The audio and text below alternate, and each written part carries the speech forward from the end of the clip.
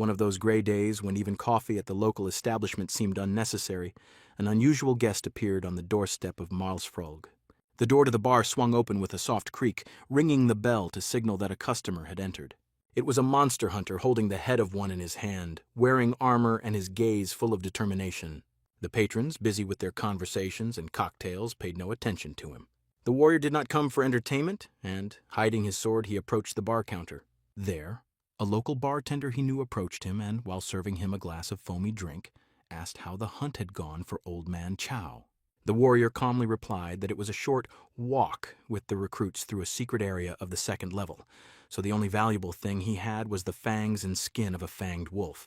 Suddenly Chow turned his eyes to the screen, saying that now, finally, what everyone had gathered here for would begin. The interference on the screen gradually disappeared, and everyone's attention was drawn to the Supreme Council Hall, where a parliamentary meeting was taking place for murder. Powerful voices rang out from the podium, their words reflecting the tension in the air. The camera slowly panned around the room, showing the deputies all with determined expressions on their faces. After the results were announced, it became clear the hero's fate hung in the balance because all 325 votes were for the execution of the sentence. Then the man with the decision in his hands shouted that in the year 7, according to the new calendar, a verdict was passed on case 007, the Lost Mask. Suddenly, the President of Parliament, Heiyao, said that during the war, Musk had illegally imprisoned and executed more than 30,000 people in a purge of the Commonwealth's upper echelons. He also attacked friendly peoples of other countries, destroying strong trade relations with them, causing food shortages in the northern region of the Commonwealth. For the above crimes, the Supreme Council Hall sentenced Musk to death. However, for his service to humanity in the fight to drive out the alien invaders, Parliament decided to strip Musk of only a few titles. He is no longer the Supreme Leader or Supreme Marshal of the Commonwealth, but the title of Special Hero was decided to remain. And since Musk is the only special hero in the entire Commonwealth, no matter what, he will be obliged to return to the battlefield if something happens. While the meeting was going on, the establishment's visitors watching it on the screen were heatedly discussing what was happening. The man with the glass in his hand said that if it weren't for this Musk who fought alone against alien enemies and monsters during the disaster that year, humanity would have come to an end. The guy sitting opposite objected, since the credit for those battles belonged to all of them, as well as the hero, Heiyao. The friend of the speaker supported him and said that it was high time to get rid of this trash. The man got angry, shouting that even heroes with superpowers gave up in that disaster, and only Musk stood until the last and was able to save everyone on the day that was called a living hell. But the guy objected because then Musk believed that even after the creation of the Commonwealth and the victory over the mutants, they still exist. So humanity is not ready for a good life. He even claimed that some of the heroes of the Commonwealth were secretly bribed by unknown forces and sent them all back to the dark times. So the guy was sure that Musk was either crazy or wanted to go back to the time when he was omnipotent and everyone admired him. The man sat down deep in thought, certain that this was not so, but he did not have time to finish his justification. Heiyao appeared on the screen again and said that Musk could leave this place with the honor of a special hero. People will never forget his contribution in overthrowing the mutants and saving humanity. Given Musk's past crime, these are the only terms they can give him under Commonwealth law. After the decision was made, Musk opened his eyes for the first time and looked at the President of the Parliament standing in front of him. He slowly looked up and saw before him an entire hall filled with faces full of indifference and condemnation. Musk didn't understand what was happening, thinking that he had died from a sudden attack by the Night Lord, but what was happening seemed like an even worse development. Now he appeared before everyone in the place, where he was tried and betrayed by his own partners. The silence in the room was deafening, and every breath seemed like thunder in his ears as Musk's entire life flashed before his eyes. The convict felt the darkness of betrayal enveloping him, and hope was born in his soul, despite everything he did not want to give up. And then a notification popped up in front of him that he had completed the Revival of Humanity quest, so now he could choose his reward options. The first option is the Hero's Path, in which Musk will still continue to protect humanity while remaining in the shadows. The second option is the path of a monster who treats people with contempt, who behave no better than the heartless monsters who destroyed the hero. The system also warned that after choosing a scenario, Musk would be redirected to the F-level zone in 20 minutes. Looking at this, the guy's eyes were filled with hope, since he certainly did not expect that he would be reborn. But now, Musk again found himself at the crossroads of a historical revolution, since a new crisis will soon arise regardless of the path he chooses. But this time, he will definitely not make a mistake and will choose the right path, considering how they treated him now.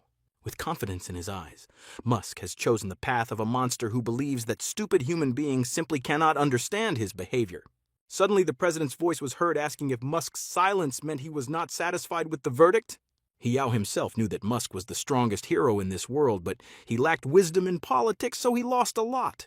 Over the past couple of years, the community has completely destroyed Musk's credibility in the eyes of others, so for them he was a hero, but has become a relic of the past. Now he is a parasite with an old outlook on things, desiring power, who does not allow humanity to break free from the shackles of the past and develop. This trial will completely isolate Musk from power, and the hero will become just a harmless statue for everyone. If he dares to disagree with the verdict, he will become just an impudent person who does not want to part with power, reducing his authority even more. And everything went according to the plan of the cunning leader of the parliament when he heard that Musk was protesting the court's decision. This created a furor in the hall, as everyone was surprised by such impudence and was hostile. Yao smiled, as this was what he had been waiting for, thinking that Musk would now start justifying his actions, which would destroy him even more. One of the viewers, that same guy, thought so too and shouted that Musk simply doesn't want to lose his power, but that's funny! He won't be able to keep people around him anymore because he sacrificed so much to get this power, so he only deserves a noose around his neck. But then Musk's voice came from the speakers saying that he was giving up the title of special hero. No one really expected such a statement, so everyone present in the bar fell silent, looking at the screen in surprise. This was clearly not the intention of the president, who slapped the table because he, like everyone else, expected Musk will cling to his title. But instead he gave up all the privileges left to him through which he could be controlled. Collecting his thoughts, Musk stood up and repeated that he was relinquishing his title, his voice clear as a bolt of lightning in the silence. The guy no longer wanted to be who he was forced to be, so he added that he was tired of being a hero. Yao shouted angrily, "How dare Musk express dissatisfaction with his pathetic situation?" But the guy, coming down from the stage, replied that there was not even a grain of discontent here, because he was much calmer than before. Musk was ready to leave behind everything that had once seemed important and step into the unknown, free from the shackles that had been imposed on him. But the president still could not believe what was happening because he thought that the hero would simply humbly live out the rest of his days and quietly support the people. The thought occurred to him that Musk wanted to use his power alone against the entire Commonwealth. Then he furiously shouted that a hero couldn't just leave like that. Musk calmly turned his head and asked what else was required of him. The president added that since Musk has given up his status as a special hero, he should also get rid of his powers. The meeting was starting to get out of control because no one expected such an outcome. One of the guys at the bar watching this asked what the president meant, and his friend replied that it was elementary. "President, he just wants to get rid of Musk's power completely." The guy sitting next to him asked how he could get rid of the power. The girl from the company asked what rank the hero had because his strength was enormous. Then Chow's voice, sitting next to him, said that Musk was ranked 13, which was 4 levels higher than President He, who was in second place. No one except Musk is capable of passing the area above level 10, and it is unlikely that anyone will succeed even in the future. Suddenly, the president's cry was heard from the speakers again, adding that there is only one reason why Musk is in his position now. The entire Commonwealth poured its resources into it, and people sacrificed themselves. So Musk can't just play with the souls of the people of their community. It's a disgrace to the entire community. So if the guy really wants to leave, he must give up all his power. Musk paused and, thinking, asked himself as if he should give up his power. The air at that moment was filled with tension, most of all emanating from the president looking at the exiled hero. Everyone around him was worried about how Musk would react to this demand, because his strength was once a subject of admiration and fear. Those present froze in anticipation, and the viewers behind the screens watched this moment with bated breath. Then the hero, smiling, suddenly nodded, saying that he agreed to this, but his voice did not sound like capitulation, but rather determination. At that moment, Musk felt the energy inside him begin to boil, and he released his power, filling the room with blinding light. The boy raised his hand, saying that he refused the power that was released with great might. It fell upon the hall like a powerful pressure, shaking everything around and making people tremble with fear. The strongest energy was concentrated in the guy's hand, who was not going to stop, releasing it. Eventually, it turned into a huge destructive ball, overwhelming everything around it. Horror gripped everyone in the room because they could not cope with the pressure of such force. They were pinned down against the tables, and all the members of Parliament could do was call for help.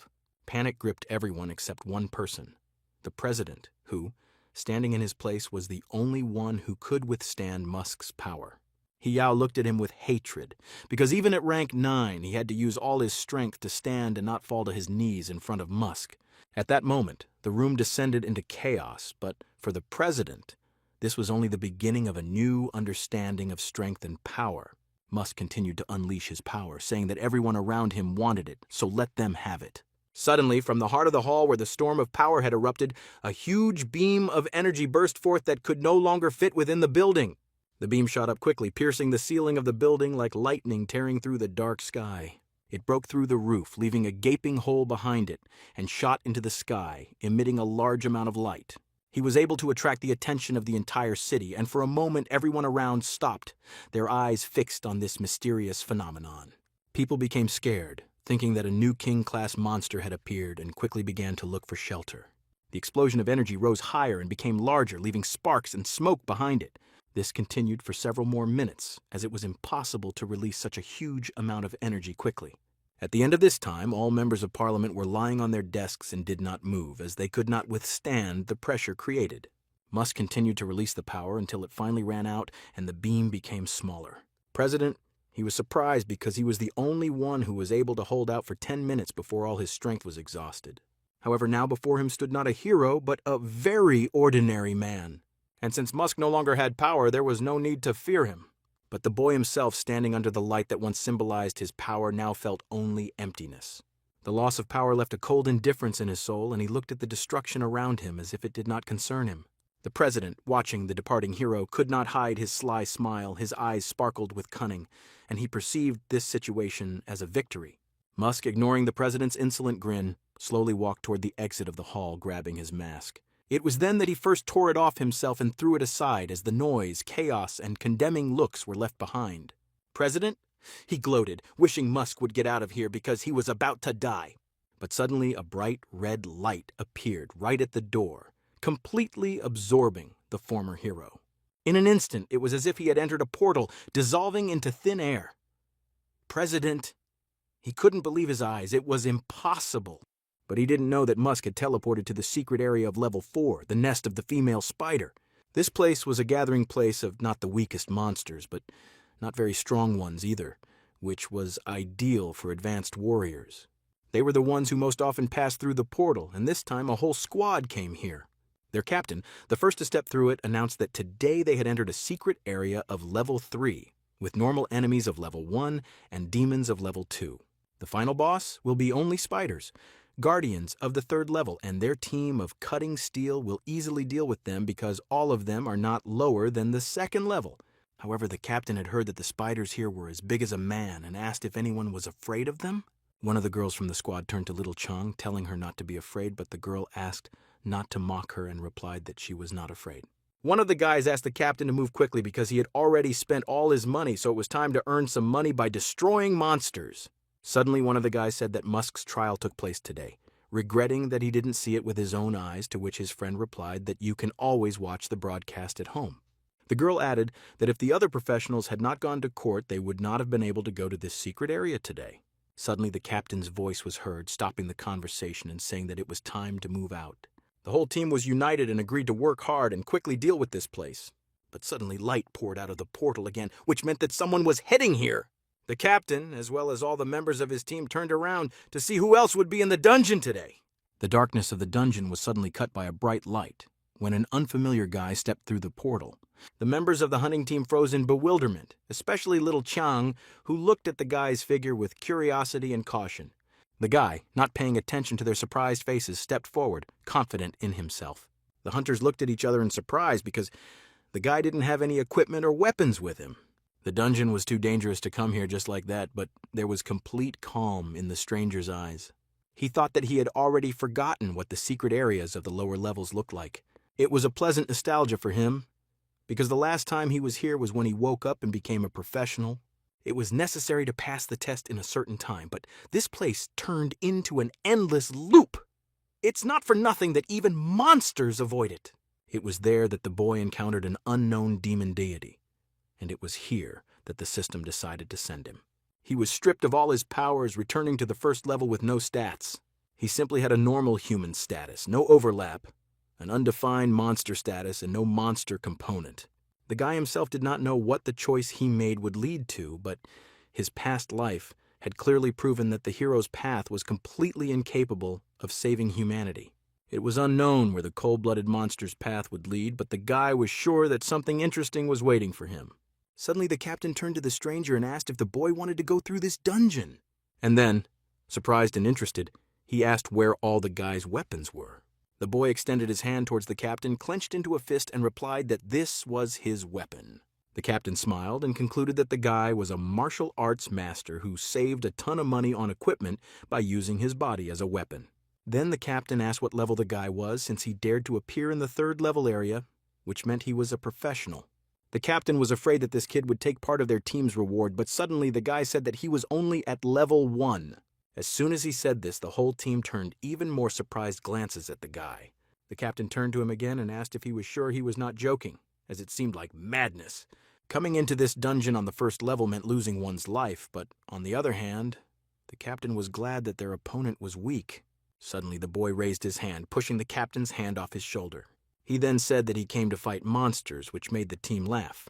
One of the guys said that with a level 1 he wouldn't be able to defeat even a level 2 healer, and his friend advised him to stay here and wait until the exit opens again.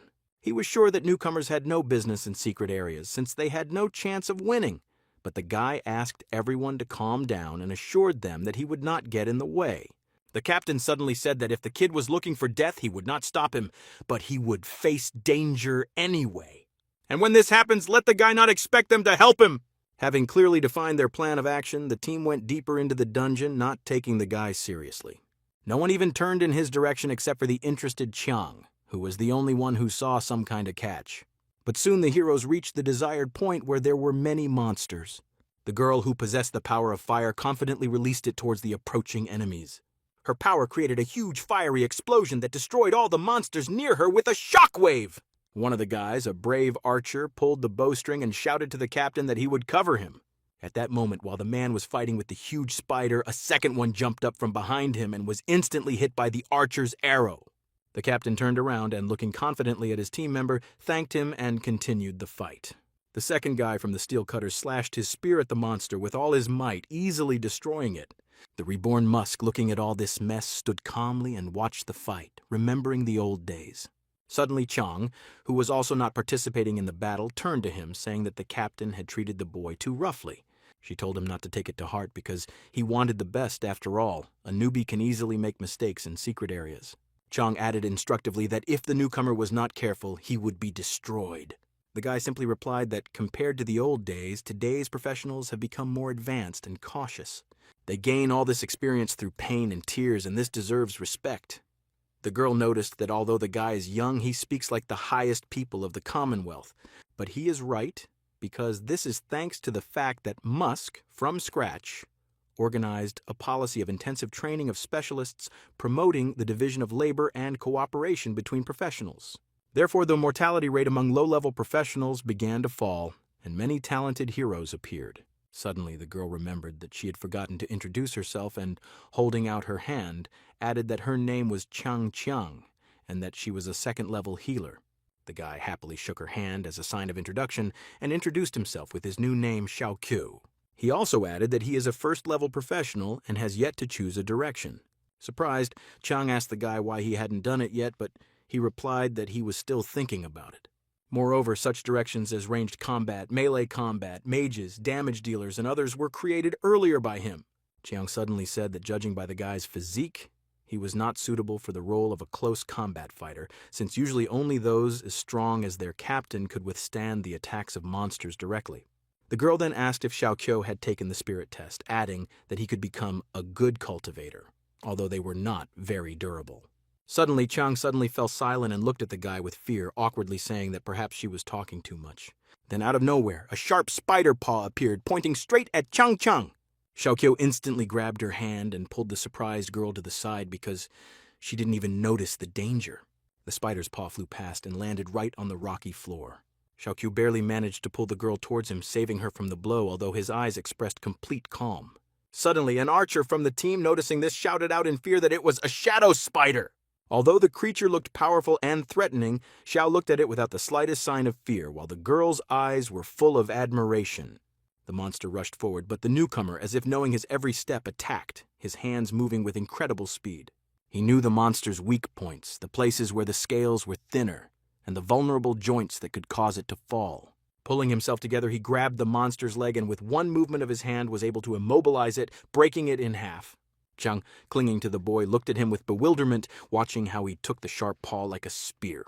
Xiao then raised it above his head to attack the huge spider lying below him. A second later, the monster collapsed to the ground, losing its strength and menacing expression, defeated by the newcomer. After this, the monster continued to make sounds for some time, but later became quiet, remaining lying on the stone floor. The guy remained in place, confident in his action, and silence reigned around, interrupted only by the sound of a falling body. The archer was surprised by such strong control over the body, as was the captain, because even for a martial artist this was too good. Suddenly one of the guys objected, saying that he had seen professional craftsmen, but even they were not capable of this. In an instant, the newcomer crushed the spider's most vulnerable leg and pierced the monster's body with it.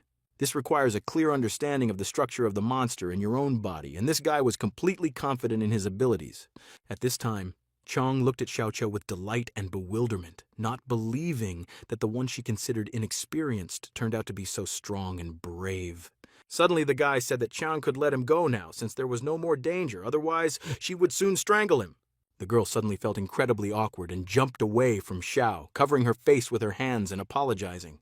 The guy himself, smiling, realized that he received 500 experience points for destroying the monster, and that the chosen path of the monster does not affect the leveling system in any way.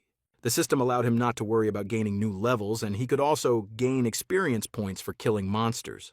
Thanks to this, he rose to the rank of a hero in his past life, and now he could also quickly upgrade the combat skills he had. Suddenly, the captain's voice broke off, apologizing for having been wrong and thinking the boy a fool for going into the dungeon all alone. He also thanked Xiao for saving Yang Chang and promised to share the reward with him after completing the mission. But the guy replied that it was just a friendly gesture, as it was perfectly normal to help others in secret areas. The captain hesitated because Xiao's speech was very saccharine, as if he was deliberately making himself look too correct, but he agreed with him. Soon the team continued on their way, destroying monsters. The captain's sword flashed in the darkness, cutting through enemies. Dodging the claws, the man deftly turned around and dealt a crushing blow to another monster. When the last monster fell, the team members stopped and began to loot them. But the captain knew that the fight was not over yet, as there was a dungeon boss ahead. He turned to the team and said that now they had to follow their original plan. The captain would take everything on himself and the rest of the team would attack. Since their enemy is a spider, the girl on their team must be ready to use fire techniques to burn away the web. The archer stretched and said that they were moving fast today, so when they got out, they might be able to make up the end of the century meeting, but his friend replied that there was no point in that. The end is so predetermined. This hypocritical mask will be found guilty. But the archer was curious about what he looked like under the mask. No one has been able to see his face, and the girl has even heard rumors that Musk is a woman, and she used to support him and consider him the salvation of humanity. But he suddenly destroyed everyone in Tuga City, and the trust in him disappeared. But Yang Qian did not agree with this and shouted out that it was not worth saying that. She heard that the city was then attacked by an infected demon that infected and turned all the people into monsters, and Mask had no other choice. The guy from the team chuckled at the fact that the girl was still supporting him, like a paid person from the internet. The captain decided to stop the advancing scum by reminding them why they were there. Moreover, he didn't see any reason for a fight, unless the guys wanted to put on a stand-up routine for the newcomer, but Zhao wasn't amused. Finally, the captain commanded everyone to move forward, saying that it was time to give this boss a beating. They continued their journey through the dark dungeon in search of the end point of their path to complete the mission. The webs around were growing larger, indicating that the boss was already close. The area really did look like a spider's nest, and all the team members hoped that they would get something valuable for destroying it. The archer suddenly said that he was more interested in what was inside the chest that the boss would be guarding.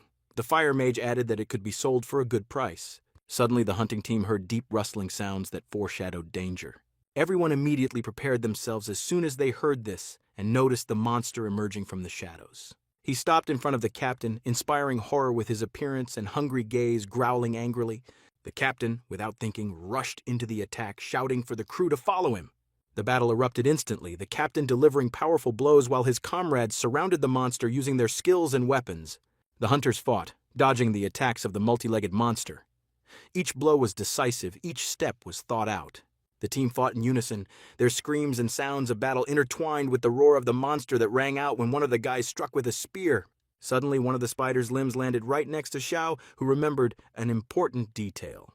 In low-level secret areas, monsters have almost no intelligence, so you need to calculate your moves correctly.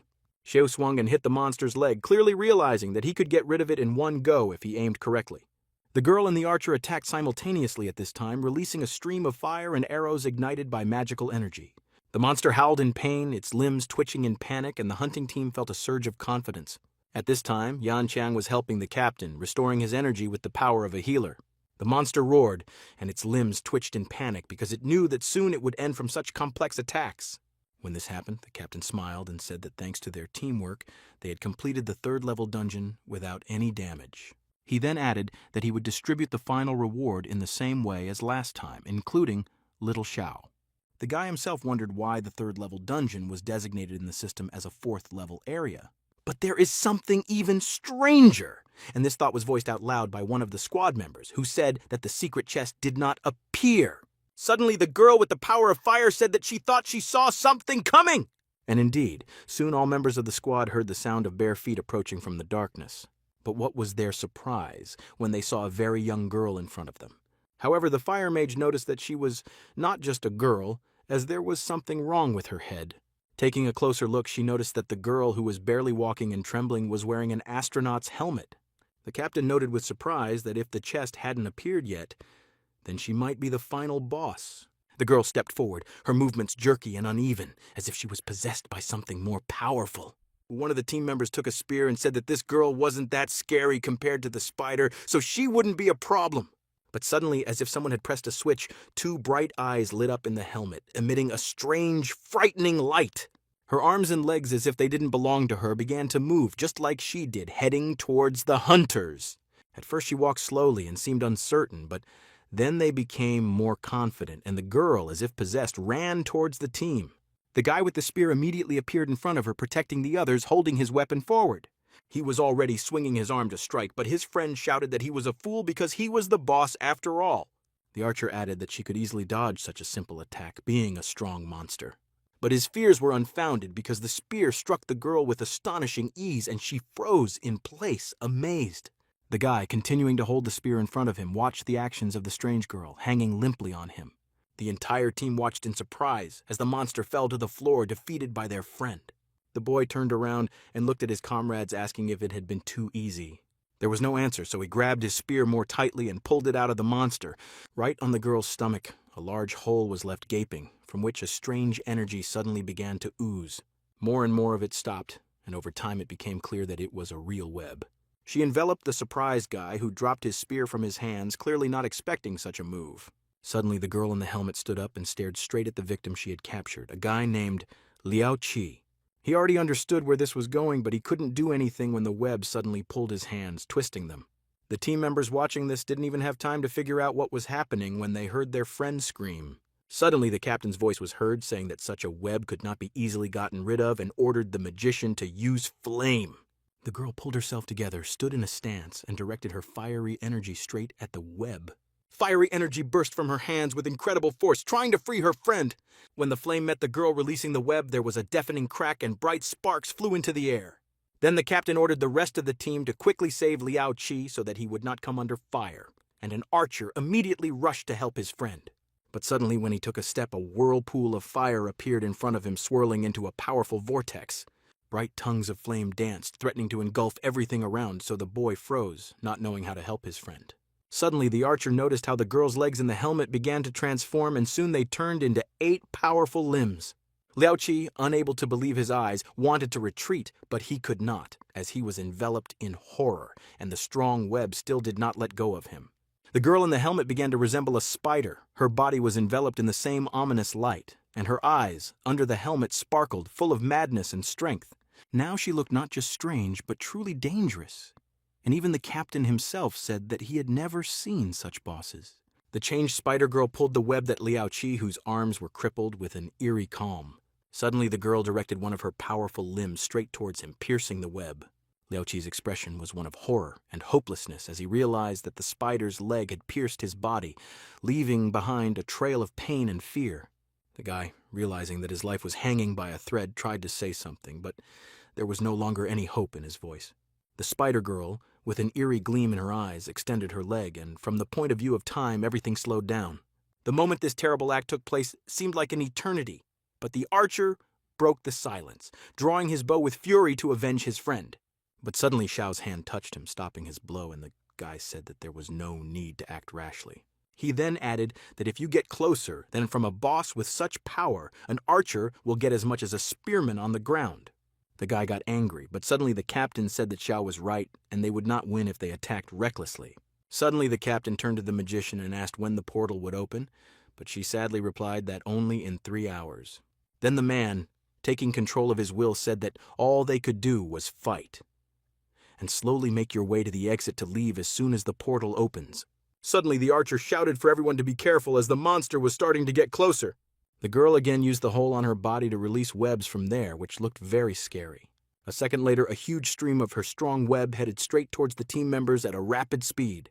The captain, trying to defend himself, put out his hand, which was immediately covered in a layer of cobwebs. The archer, protecting his captain, fired 3 energy-charged arrows towards the monster. However, the monster did not pay any attention to this and released even more web in the direction of the arrows flying towards him. It acted as a shield, changing the trajectory of the arrows and continued to fly forward. Thus, she completely enveloped the archer, who was now unable to move and looked at the whole situation with horror. The captain immediately called Tulsea, who could not do anything and was pulled towards the monster. The web wrapped around him, and the boy, unable to resist, was drawn to the monster like a moth to fire. When he got close, strange, sharp points suddenly started to appear from the monster's belly. Limbs. These were teeth that seemed to form a mouth, and the archer realized that he was trapped. But it was too late. With horror, he realized that his life was hanging by a thread, and in the next moment, he could die. Suddenly, the teeth snapped shut, and the world around him went dark as the monster dealt with him as if it were just a light snack.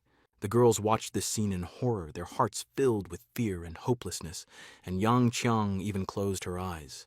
The teeth clamped down on the boy's head, leaving no way to escape, and that only meant that his head was no longer his. This proved too easy for the monster's jaws, which threw the rest of the body aside. The captain, seeing what had happened, flared up with anger, and his face was distorted with rage, and he rushed forward, holding his sword in his hand, ready to strike. However, when he attacked, his sword missed, piercing the air, and the monster, anticipating the attack, protected itself with a powerful leg. The monster's limb was almost impossible to cut as it was too strong. The captain recoiled, realizing that the battle had become even more dangerous since it seemed impossible at all. How could a level 4 monster still be without a scratch after he, a level 3 swordsman, used all his power? At this time, the web that quickly wrapped around the captain's hand worked like a fishing rod, with the help of which the monster attracted victims. The captain, realizing that his life was in danger, decided that it was all over for him, since now he would be destroyed just like the archer. At this moment, Xiao's voice came from the shadows, quickly assessing the situation and, without thinking, shouting for a sword to be given to him. Holding out his hand, he shouted that the only way to save the captain was to cut off his hand, so if he wanted to live, then let him give him a sword. The captain was at first surprised and taken aback by such a terrible proposal, but, realizing that he had no other choice, he resigned himself and decided to do as Xiao said. Swinging his sword, the captain threw it at the boy, clearly understanding that this was the only way to avoid ending up like Tulsea. Xiao grabbed the weapon, remained calm, and with concentration rushed forward. The boy jumped up, using all his strength, and aimed the sword at the target with precision and fearlessness. No one expected this, but the guy didn't even flinch, jumping up and pointing his sword at the hand wrapped in web. The captain cried out in pain, but at the same time felt himself being freed from the chokehold. However, what happened happened. and it was necessary to move on despite the pain. The monster hissed angrily as he saw the captain break free from his trap, ready for another attack. Meanwhile, Xiao, without wasting any time, grabbed the captain's hand and quickly led him away from the battlefield. Qiang used her power to heal the captain's wounds, her hands glowing with a soft light. However, another girl, overcome with fear and panic, decided that she no longer had the strength to fight, and she did not want to die here. She glanced back at the raging dungeon and, without waiting for everyone to gather, rushed towards the exit, leaving the team behind. Zhao, noticing her escape, silently looked after the girl, and then Qiang asked why the guy didn't run away too. But Xiao replied that there was no escape from this monster because it deliberately allowed its victim to escape, so that fear would be a real delicacy for it. The so-called chosen by the gods monsters feed on the negative emotions of ordinary people. Fear, jealousy, all this is exquisite food for them. Yang Qiang looked at the guy in surprise and asked, "What does chosen by the gods mean?" Xie replied that there were monsters that were chosen by the void gods, and after receiving the blessing, the monsters gained terrifying speed and strength. They also have a very strange appearance that goes beyond human understanding. In his past life, Xiao had destroyed countless chosen monsters and the void gods themselves. But just when he was deprived of all his power, he came across a monster chosen by the gods, as if the system had a bad sense of humor. Suddenly, the monster, enraged and full of rage, began to release a strange purple smoke from its belly. Qiang, seeing this, panicked because she knew that this smoke could be dangerous and quickly concentrated to use her magic.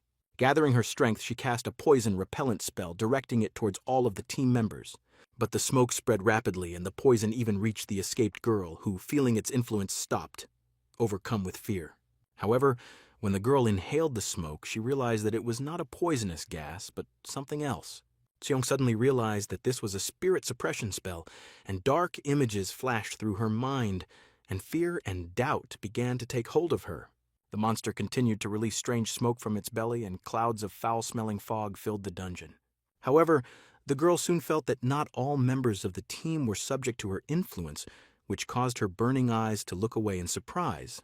At that moment, Xiao's silhouette appeared from the shadows, and he was sure that the monster was confused, since the guy was the only one who didn't fall. He might not have the strength now, but his spirit was still at the 14th level, so the monster's spell was weak to him. Suddenly, a strange light appeared in Xiao's eyes, and a new, powerful energy could be felt around him.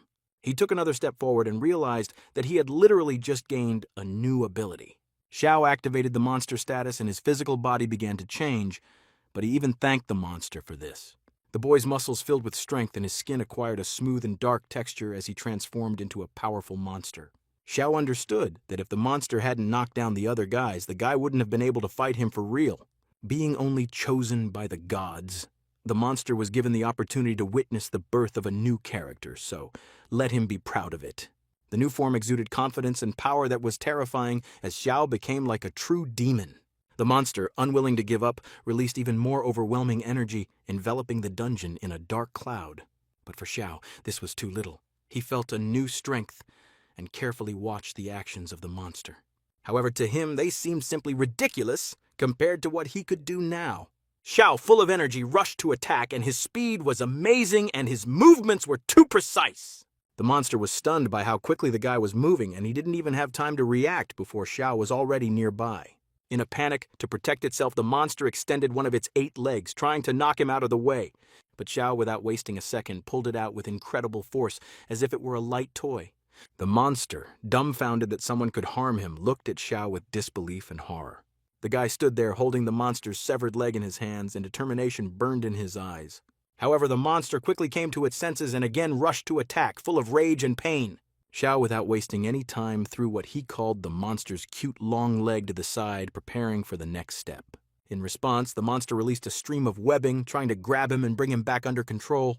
But the web flew past without reaching its target as Xiao confidently dodged. His speed and reaction were at their best.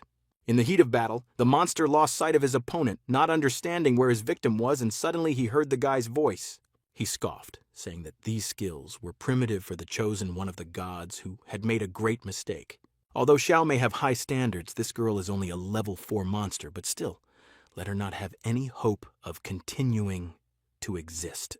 After these words, Xiao, in his terrifying form, soared into the air and with incredible strength and determination pounced on the monster. With every blow he dealt, the air around him shook and the power of his attacks made his enemy tremble. The monster, realizing its vulnerability, tried to defend itself, but Xiao was too fast and too strong, striking blow after blow. He attacked with great force, and soon the monster had only one leg left out of its 8 on which it could stand. Xiao, standing in front of his almost defeated opponent, couldn't help but mock, saying that with one leg the girl would have to hurry. The monster, overcome with fear, felt his confidence melt away, realizing with horror that he had lost most of his strength. The frightened girl started to run, hoping to escape the inevitable defeat. But Xiao was faster and rushed past her like a whirlwind, and at the last moment stopped her, depriving her of her last leg. The monster fell to the ground with a dull groan, and fear filled its eyes as the girl realized that her end was near. She stopped moving, lying on the ground because she could no longer get up and run away. Xiao walked up and stood over her, ready to deliver the finishing blow, knowing that victory would finally be his. She said that the girl, playing with people, probably didn't even think that she would ever be in their place. Filled with determination, Xiao raised his paw, preparing to deliver the finishing blow to the monster. With a loud crack, he brought his leg down, and the blow hit the target. The monster, who did not have time to react, was crushed with incredible force. Thus, the guy completed the mission, the reward for which was a spider's paw, after which the survivors were automatically teleported from the secret location. Thus, they found themselves in the city, after which more than 2 hours had already passed, but for Yang Qiang, who was walking along the street, it all seemed like a nightmare. After teleportation, having recovered from the suppression of the spirit, the captain, who received the most injuries, was immediately taken to the hospital. Yang Qiang and her sister had no injuries, so they were immediately released, but the girl was worried that she still hadn't seen Xiao Qiu. The girl did not believe that he could die, but suddenly she noticed a familiar figure near one of the posters. She couldn't be mistaken. Right in front of the cutie Qiang stood Xiao Qiu himself, carefully examining the contents of the sign with his eyes. Xiao himself, after suddenly teleporting from the dungeon, found himself in an unfamiliar city of Dahe. He looked around, realizing that he now needed to find a place to stay, but he quickly learned that housing prices here were sky high, as much as $3,000 a month for a room. Xiao frowned, realizing that in his previous life he didn't know how to look for a place to live because other people had done that before. While he was fighting monsters, he had no problems with money, but now he doesn't have a cent or anything. Suddenly the guy heard a familiar female voice and calmly turned his gaze to the girl who ran up to him. He immediately recognized the out-of-breath Yang Qiang as the same healer from the secret location. The girl thought with annoyance that Xiao didn't even remember her name, and yet she had introduced herself on the battlefield earlier. Then she said her name discontentedly for the second time, and even told how it was spelled correctly, adding that it could have been remembered. But then, calming down and exhaling, Yang Qiang said that she was glad that the boy remained safe and alive. Noticing the rental stand, the girl immediately asked if Xiao was looking for a place to live, and when he answered positively, she asked if the guy had any friends or relatives there. He replied that he had no one in this city, which made Yang Qiang think in surprise. She said that Dahe was built only after the cataclysm, so it is only 40 years old. However, due to rapid urbanization, the central area of the old city, which was once abandoned, has now become an urban-type settlement.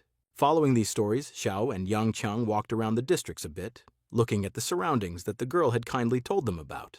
Soon they reached a large and modern-style house, after which the girl said that it belonged to her. She smiled and added that Xiao would have his own room so that he wouldn't have to worry about causing inconvenience or anything. The boy was surprised by such kindness, but suddenly noticed a strange symbol on the wall. But Yang Qiang explained that it was a medal that her father received after his retirement. He was not only a hero, but also a professional level 5 warrior who had participated in many battles and possessed incredible strength. But what delighted the girl most was the information that her dad fought with Musk, lived with him in the same camp, and even ate from the same pot. However, he had told Yang Qiang and her sister about this since they were young, so she wasn't exactly sure whether it was true or not. Now, when the girl thinks about it, it seems like one big lie to her, and her dad likes to drink, and the words of a drunkard cannot be taken seriously. It's unlikely that Musk would share food with a low-ranking officer, and now he can't be asked because he's no longer there.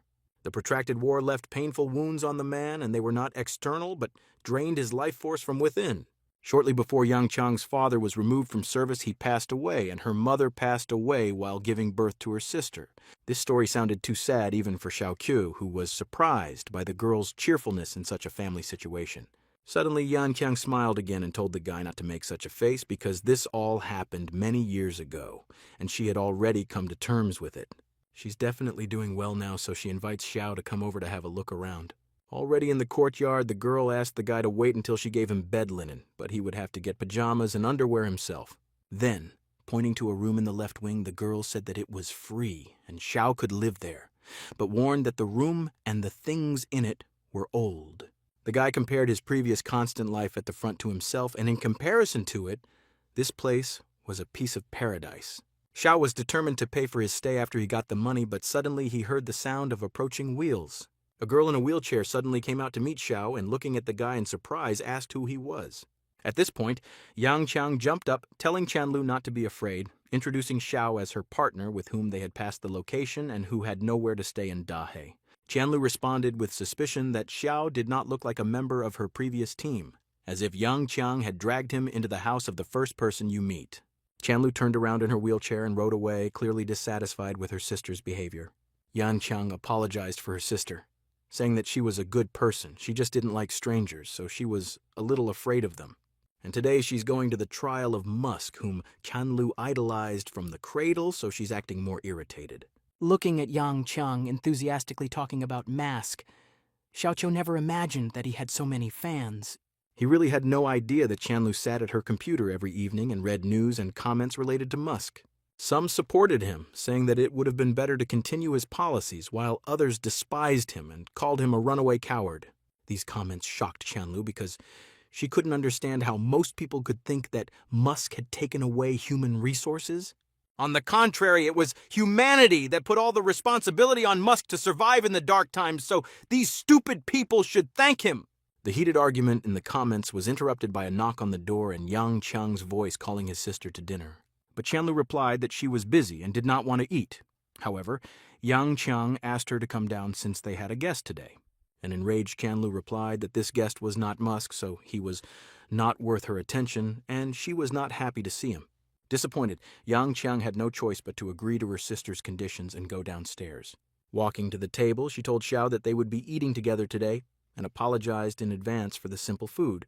The guy, taking a piece of rice with his chopsticks, said contentedly that the food was very tasty and he wasn't lying at all. In the previous world, he had to eat monster meat without seasoning, rice, etc., since it was the only way to survive, and it felt like chewing metal with a bitter taste. Back then, Xiao always thought that as long as he was able to fight the darkness for the sake of humanity, any food, even the one that was difficult to swallow, would become delicious. Then, an interview with Professor Zhang began on TV, expressing his opinion about Musk's disappearance. The man was sure that the federal parliament was already making decisions on the matter, but strange hypotheses were appearing on the internet. According to them, Musk's disappearance is associated with escaping from crimes, and his agreement to give up all his powers was for the sake of show. And even if Musk had given up his power, he wouldn't have been able to disappear in front of thousands of people, but these are just hypotheses. Then the host added that Musk had put a lot of effort into fighting the monsters, so some are afraid that the hero's disappearance will negatively affect humanity. Some people think that humanity is seeking its own destruction, but for the professor, this sounded funny and impossible, since the reason that people have survived all these crises is one. They never relied on the power of one man, and their main organ is the parliament, thanks to which humanity achieved victories. Without planet Earth, the sun would still rotate as usual, and without Musk, humanity would still be able to move forward to glory. Listening to the professor's words, the surprised Yang Qiang didn't understand why everyone thought that it was really about Mask. She then decided to ask Xiaoqiu what he thought about it, but when she looked at the guy, she was surprised to see that he was helping himself to a fourth plate. Chewing rice, Xiao replied that, based on Musk's behavior alone, television was trying to suggest that he was hiding from crime. Yan Qing immediately retorted loudly, shouting that a hero like Musk must definitely have his own reasons. Xiao just continued to chew silently, striking the girl with his indifference, since she didn't understand how a guy could not care about a person like Musk. Yang Qiang then added that if Qianlu saw this program, she would probably smash the TV. Then, From behind the front door, screams and threats to the residents were suddenly heard, as if they would not be saved by the fact that they did not open the door and were hiding inside. Yang Qiang stood up from the table in alarm and shouted out that these were people from the Kaijiang Investment Company. Xiao looked at the door in surprise, the sounds from which did not stop, and the person standing behind it even threatened to burn the house to the ground. The girl, having finished talking with Xiao, suddenly turned sharply and ran out into the street. Her face took on a determined look, and she seemed to know what she was doing, but the fear inside was still there. Running up to the massive gates, she stopped and, with effort, opened the doors. The gates slowly opened, and behind them there were several angry men standing there with grins on their faces that were alarming. Yan Qiang immediately recognized them as Mr. Zan and Mr. Tujing, whom she had not opened the door to for a long time, but now she said once again that she was not going to sell her house. Tujing said in a relaxed tone that Miss didn't understand the whole situation because her team was disbanded today. Someone died, and the captain was almost fatally wounded. The girl asked in surprise how they knew about this, but Tujing brazenly replied that their company Kaijiang, as a VIP client, could easily obtain information through the state. So it's a pity that Miss Chang has no one else to rely on, so how does she plan to resist? The girl was a little confused and moved away from the annoying and disgusting man, although there was still confidence in her eyes. Then Tujing extended his palm forward and said that he was giving the sisters another 5 days to think about it. Otherwise, things would be decided differently. If Yan Qiang decides to give this land to develop their company, then $100,000 will immediately appear in her bank account. Surprised, Yang Qiang asked why it was so low, since it used to be $3 million, and it was strange that the price had dropped so much despite the fact that she had no intention of selling the house anyway. Tujing, smiling cheekily, replied that the real estate market is in constant flux, and such a drop in prices is absolutely normal. Or is this not enough for Miss Chang? After all, the girl needs at least $30,000 to maintain her sister's health. Suddenly, Tujing's monologue was abruptly interrupted after he saw Xiao come out of the house. Tujing immediately rushed forward, entering the courtyard, assuming that this guy was Yang Qiang. Even though Tujing thought she liked older guys, he still extended his hand to Xiao to introduce himself. Tujing Kenzo introduced himself and added that he worked as the head of the security department at Kaijiang Investment Company. This text seemed to be memorized, but this did not embarrass Xiao, who calmly extended his hand in response to the greeting. However, as soon as the boy touched Tujing's hand, he immediately heard Yang Chang's worried cry. She warned that Tujing was a mage who specialized in mental attacks. Xiao, ignoring Yang Chang's warning, decisively shook the man's hand, immediately feeling his strength. Tujing, with a smirk on his face, seemed confident in his ability to control the minds of others. Xiao felt a cold energy penetrate his consciousness, and he realized that he was trying to establish a mental connection. Tujing confidently said that the guy was caught, delving deeper into Xiao's consciousness, trying to get through his thoughts and emotions. The guy's gaze remained absolutely calm because he was not a simple opponent. Tujing was sure that once he reached this guy's subconscious, his mind would be destroyed. The man was in a good mood, so he was only determined to give his opponent a slight concussion. He was sure that this attack would leave Xiao in bed for at least half a month, but the further he went, the more he felt himself getting lost. There were no thoughts or memories in this mental labyrinth, which shocked Tujing. There was only a surface of water around him because Xiao's mental strength was incredibly high. Suddenly the man realized that he was lost.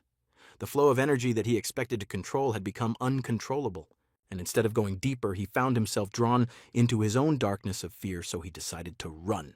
However, Xiao, using his abilities, not only protected his consciousness, but also began to attack. At that moment, a huge wave formed in front of Tujing and hung over him like a tsunami. It was not only a physical battle, but also a mental one, and it was here that Xiao was able to gain the upper hand. Now the man was trapped and realized that he had made a mistake already underwater because the guy's level was completely different. At that moment, Tujing began to be absorbed by Xiao's mental powers like a powerful whirlwind, sucking in everything in its path. The man, immersed in this stream, suddenly saw something terrifying in front of him. At the bottom of his mind, an image of a monster arose whose evil gaze distorted the space around him.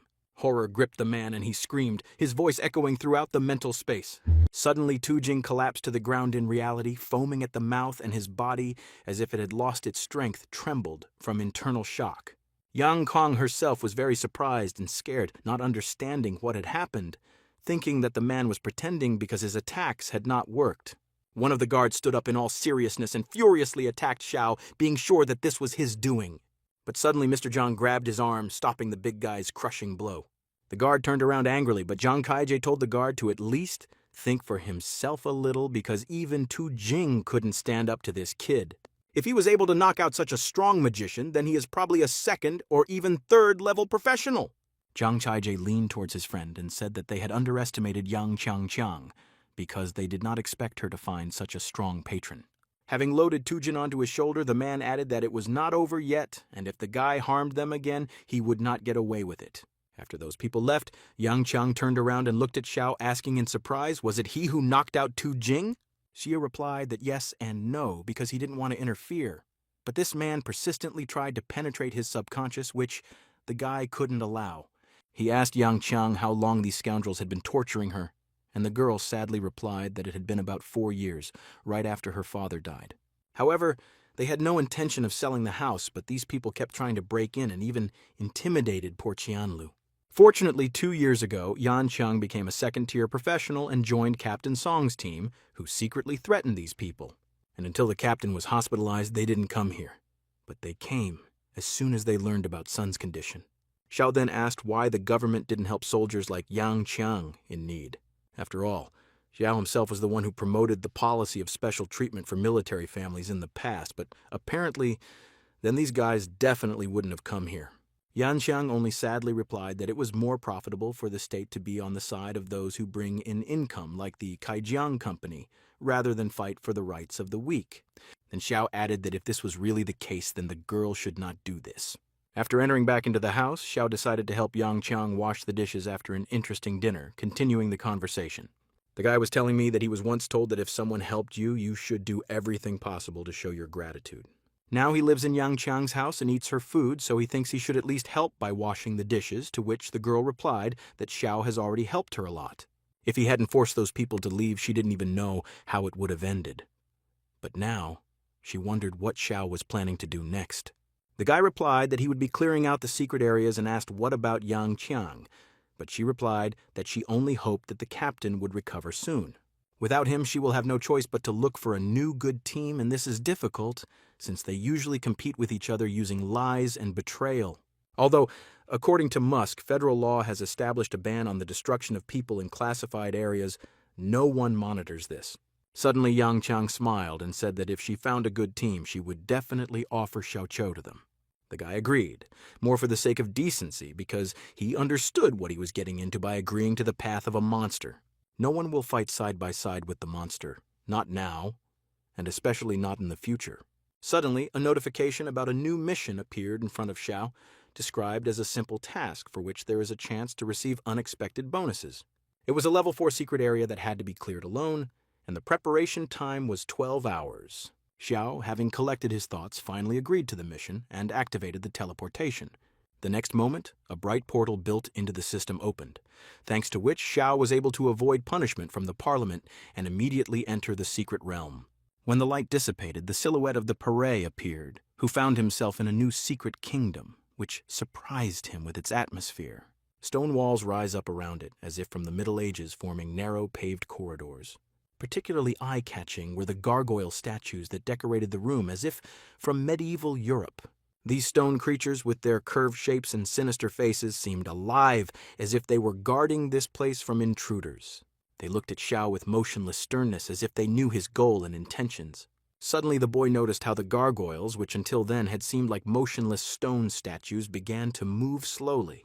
At first, these were barely noticeable movements, but suddenly their heavy stone bodies began to move more quickly. It turned out that these were level 3 scarlet gargoyles, which usually looked like stone sculptures. But as soon as a living organism appears nearby, their true essence is revealed. And at that moment, a light comes on in their eyes. The stone body provided them with high strength, and the protruding fangs posed a mortal danger to the enemy. Xiao immediately realized that monsters like gargoyles had rough skin and a thick layer of flesh, and they were also susceptible to natural magic. Xiao thought with annoyance that if Yang Qiang's squad had encountered this creature, they would have suffered heavy losses. Suddenly the gargoyles, revived and full of rage, suddenly rushed at Xiao with muffled cries. Xiao instantly, without wasting any time, began to change, taking on his half-monstrous form. His muscles grew and he quickly grabbed the nearest gargoyle, but her heavy body was no match for him. Smiling slyly, Zhao added that, unfortunately for the gargoyles, he was not one of the squad members. Using his power, he easily lifted the monsters into the air and delivered a blow that was very powerful. In the blink of an eye, Xiao dealt with the monsters and confidently moved on, ready to face new challenges. Soon, Xiao stepped into a huge hall with high ceilings. It was shrouded in thick smoke through which light penetrated from the stained glass windows. In this semi-darkness, the guy saw many gargoyles that were slowly emerging from the fog. Their sinister eyes glittered like coals, and the monsters surrounded Xiao, ready to attack. And it seemed like their numbers had no limit. Xiao, sensing the tension in the air, pulled himself together and confidently called on the gargoyles to attack all at once. The gargoyles, hearing his words, rushed forward, their wings rustling and their claws scraping on the stone floor. Xiao, watching them move rapidly around him like a whirlpool, was ready to attack. He crouched down, gathering his strength, and at that moment he felt the energy building up inside him. Suddenly, with a powerful jerk, Xiao flew into the air, scattering the gargoyles like flies.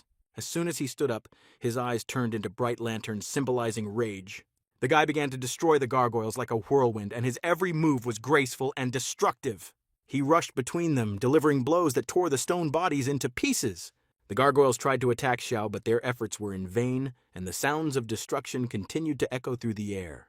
Xiao, continuing his attack, felt powerful and confident. He was not just a monster, but a force capable of crushing any evil. Soon the hall was filled with rubble falling from the destroyed monsters. When the last gargoyle remained, Xiao grabbed onto its wings, preventing it from escaping. Suddenly the monster turned and looked at his enemy with angry and frightened eyes. This surprised Xiao because he knew and remembered that gargoyles had no feelings, so these emotions did not stop him. Grasping the monster's wings tighter, Xiao pulled them in different directions and the rocks began to crack. In the end, nothing remained of the last gargoyle except scraps of stone. But suddenly, after the battle with the last gargoyle, the ceiling of the hall collapsed with a dull crash next to Xiao. Dust and debris rained down, and a strange figure suddenly emerged from the hole. Thus, a huge level 4 gargoyle leader was born, which was different from ordinary gargoyles since the creator put a lot of effort into it. This was evident from the appearance, as the leader's massive body was graceful and strong. Xiao was surprised to notice that although the leader was a monster, he looked like a human, and his body was also human. But because of this, the guy had an even greater desire to destroy this creature. With a sharp spear and confidence, the monster rushed at Xiao, and the guy, preparing for a new fight, rushed towards him. After some time, when the dangerous fight was already over and silence reigned in the hall, footsteps were suddenly heard outside the door. Suddenly someone hit the door, kicking it with great force, so the door gave way. There was another team of warriors on the program, consisting of 4 people, full of determination. But what was their surprise when they saw a hall full of stones, and not a single enemy in this area? One of the guys asked the commander if they were the first squad to enter here since this kingdom had only appeared 12 hours ago. The commander replied that this was indeed the case because the people from the Special Bureau had promised him that this place had been sealed before their arrival. Then a girl from the squad called the commander and said that someone had definitely been here before them, and he was incredibly strong. The commander approached the girl who was sitting above 2 rifts and said that such a structure usually formed when close combat professionals fought. Moreover, they used some blunt object, but usually such large fragments are not left from the blow. Therefore the girl added with fear in her eyes that this meant one thing. Someone had torn this gargoyle to pieces like a rag. The commander, hearing this, was shocked, because he could not believe that this was possible because it required enormous strength. But then one of the guys from the squad shouted that now he had no doubts about it and pointed his finger at one of the columns. Everyone turned around and looked in the direction indicated, and what they saw shocked them. On the column, nailed with a spear, hung the leader of the gargoyle, who certainly could not harm anyone. This amazed the warriors, who returned to Dahi and reported everything to the Secret Areas Control Bureau. The bureau chief threw the stack of papers on the table in a rage, outraged that no one had yet corrected this mistake. At least 7 teams reported that upon entering the dungeon they found that it had been cleared by someone before them, and half of the monsters were already gone.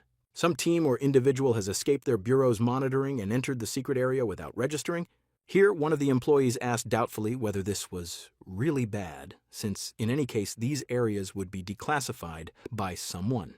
The man screamed angrily and slammed the table, cursing loudly, saying that at the very least this meant that one parasite had secretly helped another to enter the dungeons. This is an abuse of power, and at worst, the entire Federation and humanity could be under threat. The problem is not that the stranger is destroying monsters, but that the new generation did not live through the wild times when there was no control bureau.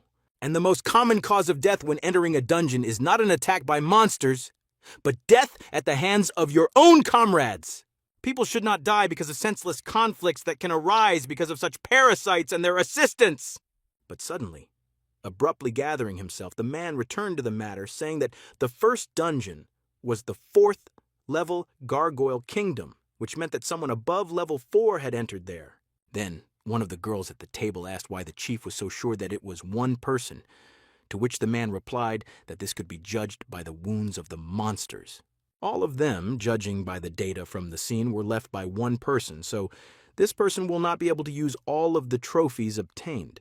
Then the leader stood up and shouted out an order that everyone should monitor the professional market in all of Dai and report back if they heard about a trophy from those 7 dungeons being sold. The subordinates accepted the order and began to monitor the professional market in Dahi City. This is where everyone sold their trophies, and Xiao was no exception, finding a merchant who paid well for them. The guy took the money and thought that, judging by the merchant's appearance, he had sold the items cheaply again. But in any case, the guy doesn't really need the materials he received from secret areas. While he was carrying out the system's tasks, his physical strength grew, and even now, a new task appeared: passing the gallery of night dwellers. But now, Xiao was thinking that the money he got from the mission should be enough to pay Yang Chang's rent. Suddenly he heard a familiar voice at the next bench and turned his head to the side. There stood Yang Chang, showing the merchant a sword that looked old, but because it had been well preserved, it was very sharp.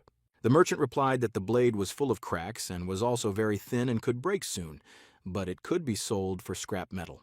The despairing Yang Chang looked at the sword with regret, and stopping mid-sentence realized that her father's sword had been called scrap metal. But then the merchant took pity and said that he would add 3,500 for the sword, but no more, which also seemed like pennies. The girl looked at the sword that Feia had called her with pity and said that she didn't want to do it, but Chanliu's medical expenses were too high.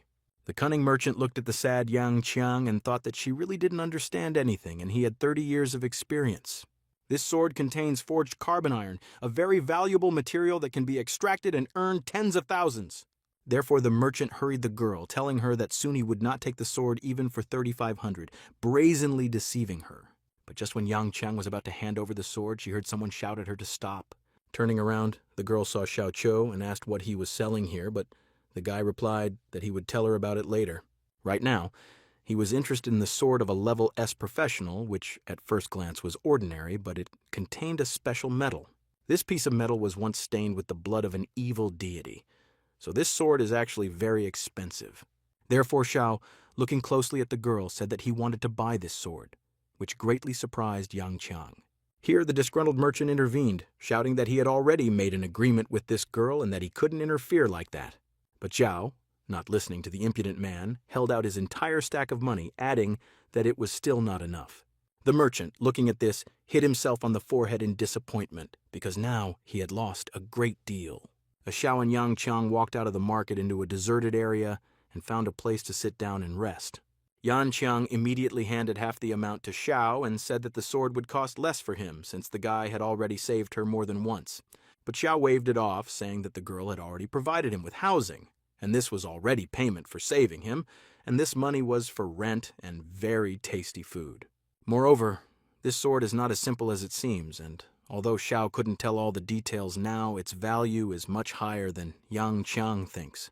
The girl looked at Xiao thoughtfully and said that she didn't expect that the sword she had kept since childhood would be as mysterious as Xiao Qiu himself.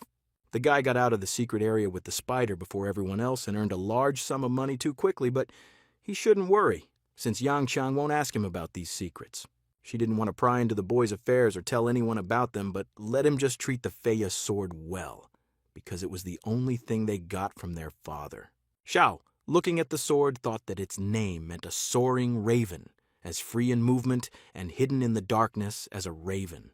Then Yang Chang's sad voice rang out, saying that she was the most worthless daughter who failed to protect her father's last thing. But this is to treat Chen Liu, who was injured in the great demon disaster in Dahi. Xiao heard about her that a level 10 monster broke out from a secret area. It was a great demon, and neither the city army nor the professional warrior could stand before it. And everyone, registered professionals and retired military men, participated in this battle. It was thanks to them that many ordinary people were able to reach a safe place, but their father also died in this battle, and only Fei Ya remained from him. The demon's most deadly attack was its radiation, where everything turned green, covering half of the city. The normal people nearby turned into puddles of blood and flesh, and Chanlu's legs were hit by the radiation at the very border. She had a talent for swordsmanship, and at school she could cut down a grown man with a wooden sword, and their dad said that Chanlu was like she was born with a sword. Everyone thought that she would become a level 5 warrior or higher like her father, but because of the demon, she is now being treated by the best doctors. Otherwise, the radiation will spread and destroy her. And Yanchang herself has now abandoned close combat and chosen the profession of a healer with the highest survival rate. Listening to this, Xiaoqi remembered that he was called back from the front lines when the demon was rampaging for about 10 hours, and it was surprising that such a weak monster had such a strong impact on people, which was why Xiaoqiu hated monsters. Then he recalled that after this incident, Musk had agreed with the government to give money to each victim. But the girl looked at Xiao in surprise and asked, was that really true? Anyway, after Yang Chang had spoken out, she felt a little better, so she stood up and called Xiao home. He himself said that she cooks rice deliciously, and now it's time to show her real level.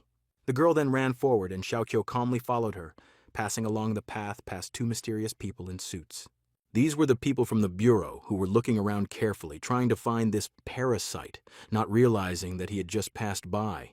The second man suddenly said that, based on the analysis of the chapter, this is the best place to sell stolen goods. Moreover, colleagues are already exploring all the underground points, so they need to hurry and search everything quickly.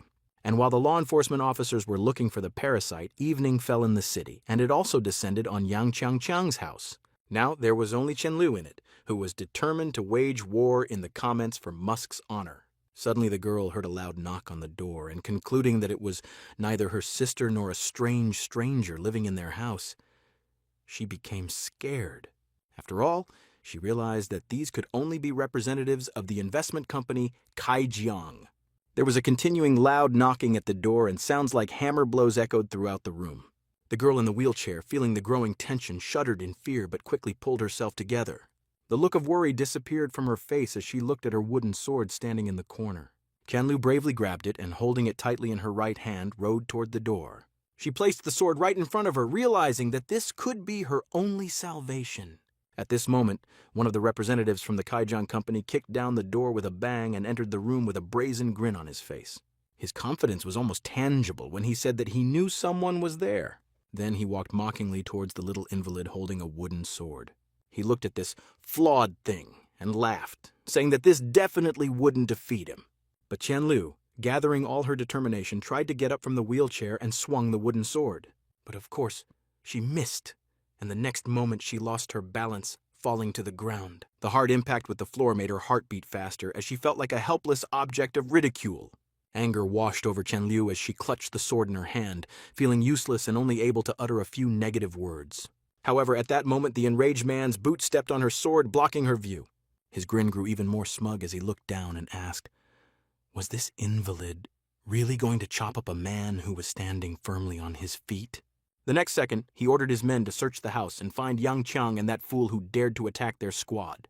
Now they will show him what it means to offend the wrong people, because the members of the company looking for the guy smashed everything around the house. Then one of them approached the commander and said that they had searched all the rooms, but those two were nowhere to be found. Even though they were late, the man promised Chenlu, who was lying on the ground, that they would not be the losers, and ordered her to take the girl with them, calling her trash. But the others were afraid of this order because it was already a kidnapping, and they were not allowed to make noise. The commander agreed, but did not want to leave just like that. Then he turned to one of his subordinates, who was more interested in the matter, and gave him a special order. After that, he handed the guy the car keys and told him to wait until Yang Qiang and that scoundrel returned so he could drive the car into the yard. It will just be a minor accident due to a car malfunction, inside which will be gifts in the form of bags of trash from all over the area. After all, they are law-abiding citizens who do nothing wrong, and so everyone agreed to this plan. Soon the clouds thickened so much that rain began, which turned into a downpour with thunderstorms. The rain was pouring down and thunder was booming overhead, as if warning that something bad had happened. Yan Kang ran, covering her head with a sweater, trying to quickly get home with Xiao and take shelter from the bad weather. But when they got there, the girl saw the broken gate to her yard, and her heart began to beat faster with anxiety. Her sister and her overturned wheelchair lay on the ground in the heavy rain. She was still holding the wooden sword, but her body was motionless, and her expression was angry and full of aggression. At this moment, anxiety and fear overwhelmed Yang Qiang, and without thinking, she rushed towards her sister.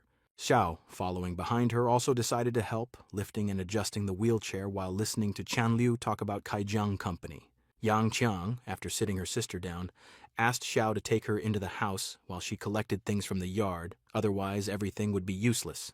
The guy took the stroller and rolled it towards the door while the furious Yang Qiang headed towards the exit, but suddenly Xiao stopped along with Qianliu as they heard a very loud sound of something falling very close. The guy looked to the side with just his eyes and saw a terrifying and annoying picture. Right in front of the exit, Yang Qiang stood in a huge pile of garbage that seemed to have fallen out of nowhere and blocked the exit from the courtyard.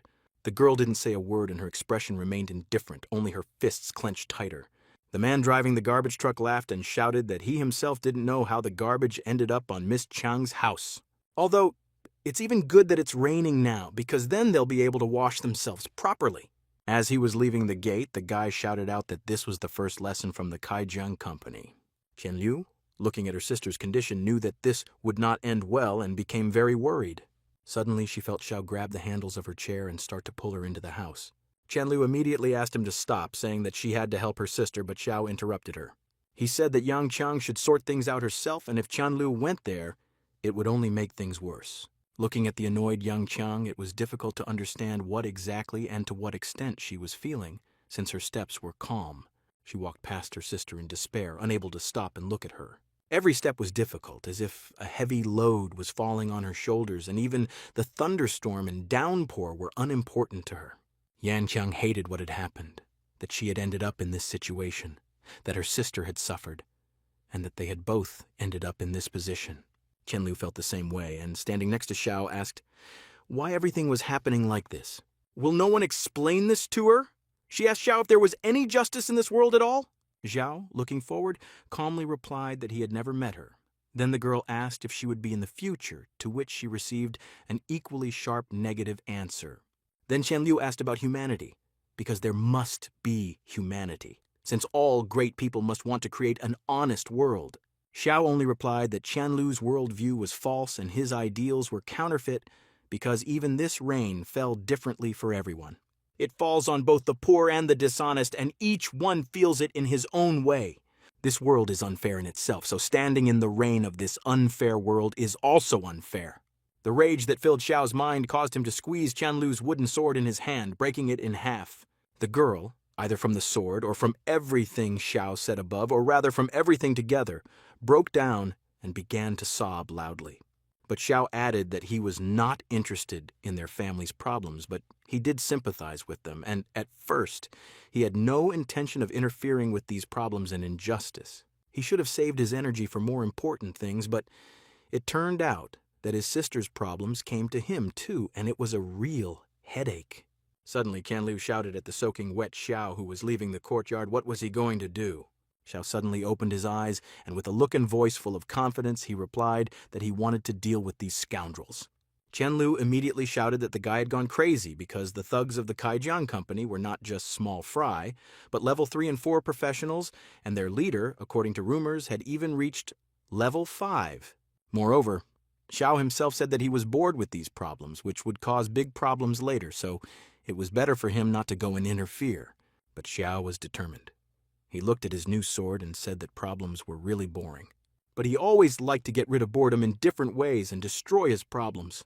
And if this situation has already become so vivid and influencing his life, then he will get rid of this problem and at the same time have a good time. So Xiao, despite the rain, walked towards the Kaijiang Company, his steps confident and purposeful. Water was spilling around him, but he didn't pay attention to it. His thoughts were focused on the goal. As he approached the building, 2 members of the company emerged from it, casually discussing investments, cooperation, and enrichment. Their conversation was full of enthusiasm, and they did not notice the guy standing alone in the rain who had a sword in his hand instead of an umbrella. This weapon had reaped the brunt of countless casualties on the battlefield and needed to be awakened by the blood of the enemy. With this purpose, The guy went into a beautiful building, illuminated by expensive lamps, where there were a large number of people. One of the men immediately noticed Xiao, as he looked like he didn't fit in with the general surroundings at all. Wet, in a blue jacket and holding a long bloody sword in his hands, in which, perhaps, the spirit of a demon slept. The guy definitely aroused suspicion. The guards looked at Xiao with a relaxed expression, thinking that he had simply come to cause a scandal again, and they only regretted that it happened during their shift. They approached Xiao and, ignorantly turning to him, told him to put away his weapon because he probably didn't even know where he came. But Xiao didn't listen to them and walked forward, to which the disgruntled guard shouted at him to stop and began to approach.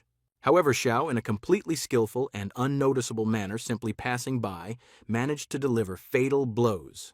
At first, the man didn't even understand what had happened, but suddenly he felt a sharp pain from the fact that he was falling apart into pieces. Thus, the blood-sacrificial demon sword was activated, and according to the new mission, all hostile creatures had to be destroyed with Feiya. As a reward, the sword will complete its evolution thanks to the blood and become the most powerful weapon. Xiao was ready to carry out the mission, especially when he saw new enemies coming out of the elevator. His sword moved with great speed, striking everyone who attacked the boy. One by one, people fell, and Xiao left behind a trail of bodies and scarlet liquid. Then one of the guards shouted that the guy was hostile and ordered everyone to be careful. So Xiao Kuo was surrounded by 4 armed warriors ready to attack at any moment, but the guy remained calm. Suddenly the warriors rushed forward, each of them striving to deliver a crushing blow. But Zhao, as if in slow motion, repelled their attacks with incredible agility. His movements were graceful and precise, and there was not a trace of worry on his face. So with one powerful movement of the sword, he knocked out his opponents. The warriors were defeated in the blink of an eye. However, one of them, noticing that his comrades had been defeated, decided to act cunningly and approach from behind. But Zhao, with his keen sense of intuition, noticed the approaching threat. At that very moment, without wasting any time, he turned around and struck his sword with all his might at the surprised enemy. The sword flashed in the air, and the moment it met the enemy's hand, a sharp sound was heard. The man screamed in pain and stepped back, but Zhao, not stopping there, continued to attack. The situation was under control, and Xiao was ready to continue the fight if a new threat appeared. So he used his sword again to fatally attack one of the warriors who attacked him. Then one of the guys noticed that Xiao's sword was stuck, and this was a great chance for him to attack. Then the guy rushed towards Xiao, raising his sword over his head, and wanted to attack him from behind. But then one of Xiao's hands let go of the hilt of his sword, and the guy put it to the side. Thus the enemy ran straight into the hand, which managed to deal a fatal blow to him. The last thing the man thought was that Xiao was clearly a weapons pro, otherwise why were his fists stronger than his body system? However, that was the last question the man asked himself before his body fell to the floor. So Xiao was able to move forward without attacking those who did not resist and ran away from him in fear. He moved towards the room where the 3 company heads were sitting, one of whom, Li Rongqi, was talking about how he would soon take the house of the 2 sisters in Laocheng district by any means necessary. His companion supported his friend, saying that these lands could be developed and sold for a lot of money. Then suddenly a young guy burst into the room and shouted that they had an emergency. All 3 companions looked boredly at the guy, who said with horror in his eyes that a real killer had come to them. He had started a massacre in the main hall and had already destroyed many fighters, and what was outrageous for the heads of the corporation, there was only one of him. Only Li Rongqi thought in fear that he had not checked his target well enough, who might be a powerful professional or a person in power. They don't touch such strong opponents, so it was necessary to check what kind of killer it was and who he came from. Taking his axe-shaped weapon, Li Rongqi and his companions walked out of the room. They headed straight to the scene of all the bacchanalia to deal with the impudent fellow who most likely has a second life since he is so brave. Suddenly the men noticed something strange on the landing, and their attention was drawn to a sound. There stood a guy, helplessly raising his hands up and tearfully begging for them to leave him alone and let him go. But then one swing of the sword decided everything, and in response to his prayers there was only a cold and sharp blow. The sword flashed in the air, and the next moment the boy's body fell lifelessly onto the cold floor, and behind him Xiao's figure appeared from the shadows. His presence filled the space with tension as Xiao's gaze was full of rage. His insensitive, the expression on his face, which contrasted with the chaos around him, struck fear into the heads of the company standing before him. They felt cold sweat break out on their foreheads, but then Li Rongqi seemed to remind them that they were level 4 professionals and had nothing to fear. They decided to fight together, each using their own strength. ice magic, the power of a huge weapon in the form of an axe and 2 pistols, clearly aimed at the enemy. The level 4 pros started threatening, saying that if the guy surrendered himself, they wouldn't touch his body, but honestly, they still didn't understand why their company didn't please Zhao. Suddenly, one of the guys turned to the leader and said that this guy was Yang Chang's new friend, and it was because of him that their guys suffered. Suddenly, Xiao's voice rang out saying that since there were 3 level 4 professionals here, it would be difficult for him to maintain his human form. Suddenly, in an instant, the guy's sword swung and touched the switch, causing the light in the room to go out. The leader and his subordinates began to worry as they could not see what was happening in front of them. They didn't understand what Xiao was going to do, assuming that the guy wanted to suddenly attack them in the dark. There may be bandits who become stronger in the dark, but for one of the men it was an advantage. He activated the Twilight Vision skill, which allowed him to see in the dark as if it were daytime. But it would have been better if he hadn't seen anything further, because the first thing that caught his eye were the terrible paws of an unknown monster. Looking up, the man saw the silhouette of a monster in the semi-dark space. His body was muscular, and his eyes glowed with an ominous light, like 2 bright torches reflecting the thirst for destruction. It was raining, and the drops were hitting the roof of the building, creating a dull sound that added to the tension in the air. The man with the pistols, his hands shaking with fear, looked in fear at the monster that stood in front of him. They stood for a long time, as if time stood still, each of them waiting for what would happen next. Suddenly, the monster, like a released spring, rushed forward with incredible speed. The man tried to take aim, but his nerves were failing him. The pistols were shaking in his hands. At that moment, there was a sharp sound, and a sword flashed through the air and struck Joseph. The man let out a strangled cry, and his body, like a slow-motion animation, began to fall to the floor. At this moment, Li Rongqi, who was at the other end of the room, smelled a strong smell of blood. He turned around in horror as he felt his comrade collapse, filling the space with the tragedy unfolding before his eyes. The storm continued, lightning illuminating the scene of horror that was taking place in the Kaijiang company. The monster, surrounded by a whirlwind of bright flashes, approached the second man with terrible intent. Suddenly, the monster raised its sword, quickly lowering it down, but Li Rongqi managed to notice the approaching threat. He instantly defended himself with an axe, but his hand shook from the force of the blow, causing fear. The man understood that if he didn't react in time and missed the blow, he would die from this sword. Meanwhile, another man was standing in the shadows, watching what was happening. He, realizing the danger of the situation, concentrated and released an ice block towards the monster, using the art of the ice environment. The monster, sensing the approaching ice block, reacted instantly. He extended his hand forward as if he could stop a huge piece of ice with his palm. But suddenly, as if an invisible force stopped the block in the air, hanging motionless for a moment. The next moment, the block shattered into pieces, ice shards scattering around like pieces of fragile glass breaking on the floor. This act only angered the monster, who did not like sneaky attacks from behind. His red eyes, full of rage, turned to the enemy who dared to attack him. There was tension in the air, and at that moment a strange sound was heard, like a harbinger of destruction, a dull, ominous crack. It made the hairs on the back of Li Rongqi's neck stand on end, and he froze in anticipation, preparing for what was to come next. With fearful eyes that had already become accustomed to the darkness, the man noticed the outline of a monster and someone's head in his hand. By the time Li Rongqi realized what had happened, it was already too late, as the sword blade had cut straight through him. He only managed to utter a curse in a trembling voice when a red stripe appeared on his neck.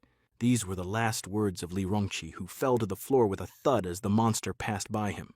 Feiya's sword began to vibrate, as if awakened by the drop of blood it had just spilled. Suddenly, footsteps were heard in the dark corridor. These were people who had come to the aid of the leaders. They all looked around, trying to figure out what was going on, and then one of them suddenly shouted curses in a trembling voice. And this was natural, since in front of him there was a huge monster with a bloody sword in his hands. Suddenly the light disappeared completely for literally a split second, and the man only had time to blink. But when he opened his eyes, he saw the creepy and threatening face of a monster right in front of him. Another split second passed, and for the men this world turned into pitch black, eternal darkness. After a series of dull blows and a flash of light, the monster was already passing by the enemies lying on the ground. And when Xiao thought that this was the end, he suddenly heard a man's voice coming from the stairs, shouting to stop. Looking up, Xiao saw a powerful male figure holding a sword, and there was not a drop of fear in it. Xiao sniffed and immediately realized that he was a level 6 professional, which was quite high. The man also stared at Xiao and realized that it was not a monster, as it did not have a special aura of madness. It's possible that he's a professional with a modified system, although if that were the case, He wouldn't have such a demonic aura. As he walked down the stairs, the man told Xiao that he was the only one in the world who could exist in a state between a monster and a human. If he were sold on the black market, he could compensate for all the damage he had caused, no matter who it was, but he was definitely unlucky enough to cross paths with the leader of Kaijiang. The damage done to Xiao would have greatly upset the higher-ups, but such an unusual find would please the bosses. They have been trying to crossbreed a human and a boss for a long time to gain new life, so now the boss has started to attack. He decided to strike first at the head, moving along the ground at great speed, but Xiao only tilted his head to the side without moving the rest of his body, as if he had anticipated the man's attack. The same one, suddenly stopping, thought that it was not for nothing that this monster was of humanoid appearance, because he was even able to dodge a strong attack. But this only meant that the leader had already understood the maximum of the monster he was about to attack. With great speed, he pounced on Xiao and began to deliver hundreds of slashes with his sword. He moved so fast that his movements were difficult to track and attack back, so Xiao was left with wounds. The man grinned evilly, calling this ugly monster as tenacious as a cockroach. But he had another trick hidden away that would definitely not be obvious to this monster. Swinging, he flew at Xiao with the same enormous speed, who stood quietly, trying to keep track of the enemy. The monster jumped to the side, dodging the enemy's almost fatal blow, but it was as if he was just waiting for this. A sly smile appeared on his face as the man realized that he had managed to trick this creature. He stretched his arm forward and something quickly began to emerge from his sleeve as if it had been tied on before. Soon the man had a loaded Colt in his hand with the safety off. The leader raised his weapon, turned around, and aimed it straight at Xiao's head, who definitely wouldn't have had time to dodge such a blow. Without thinking, the man pulled the trigger, and first there was a click, followed by a loud shot. It was of deafening, explosive force, and hit the monster right in the head, and such a short distance would clearly be enough to blow off half of his face. The man smiled, because in many years of fighting this technique had never failed him. But he was sorry that he couldn't provide the heads with this creature alive, but even its body would be very valuable. However, strangely enough, the monster's body did not fall to the ground or even stagger, and when the smoke cleared, Xiao's head was completely fine. The man with one healthy open eye could not believe him because it was impossible to survive such a crushing blow. There was no point in hiding anymore, and the man realized that the monster could only survive because he had predicted the shot, but that was impossible. But suddenly the monster said that it was all about the 19th rapier, a technique that the man had honed perfectly, but these fencing skills were developed by Musk, that is, Xiao. These skills are simple and easy to learn, and were created specifically for foil fencers, and with in-depth study, all sorts of changes occur. This skill has high-speed damage and evasion, allowing you to destroy an entire army without taking a single hit. However, when the monster said that he created these techniques, he also added that he established rules of justice that the man clearly did not follow. The head himself was in shock because he knew that the technique was created by Musk and not by this monster, and destroying such monsters is justice. But suddenly Xiao said that he was not sure if he was a monster. But what about the people that this man had ruined? Is that fair? Here the chief relaxed his gaze and said that he did not know which area the monster had destroyed was the owner of, so he had one option: to get out of here while he was still alive. But there is something else that the monster needs to know. Humanity is constantly evolving, and whoever prevents it from moving forward, monster or human, will be punished. This is justice on the side of which the head always stands, and the monster will never understand this point of view. After these words, the enraged man gathered himself and with the same great speed attacked Xiao. He didn't move from his place, thinking about what the head of the company had said, realizing that he was absolutely wrong.